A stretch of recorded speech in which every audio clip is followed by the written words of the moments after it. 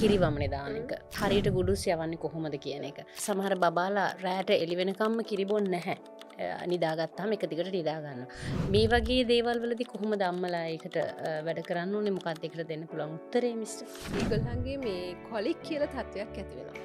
මුල් මාස 4-5 සමහරලාට තියෙන්න පුළුවන් පරක් කරගන්නම බැරි ගන්නට බබාට යනවා. ඉතින් ඒ වගේ වෙලාවට කිරි දෙන්න උත්සාහ කරන්න එපා. පොඩ්ඩක් එළියට පහළියට ගෙනිල්ලා එයාගේ විදිහ වෙනස් කරන්න, ඉන්න විදිහ වඩා ගන්න විදිහ උඩ අතට වඩා ගන්න පොඩ්ඩක් ඇවිදින පොඩි මහන්සියක් වෙන්න වෙනවා. ඉතින් මොකද මේ මුල් මාස 4-5 පොඩි සපෝට් ඕනේ. ඊළඟට අනිත් එක තමයි දැන් සමහර බබාලා එළි වෙනකන් හොඳට නිදිනවා කිව්වනේ. කිරි බොන්නේ නැතුව. ඔව්. ඉතින් ඒ බබාලා හොඳයි. මොකද ඒගොල්ලන් එයාට අවශ්‍ය කිරි ප්‍රමාණය ගත්තට පස්සේ මුලදි කිව්වට පෑ 2කින් 3කින් හැරවන්න කියලා බබෙක් ටිකක් ලොකු වෙනකොට මාසයක් 2ක් යනකොට එයාට පෑ 4ක් අල්ලගෙන ඉන්න පුළුවන්. ඒක කිරි වේලකින් එළි වෙනකන් කියලා කියන්නේ පෑ 8යිනේ. ඉතින් ওই පෑ 8ට දෙවේලක් නැගිට්ටම හොඳටම ඇති.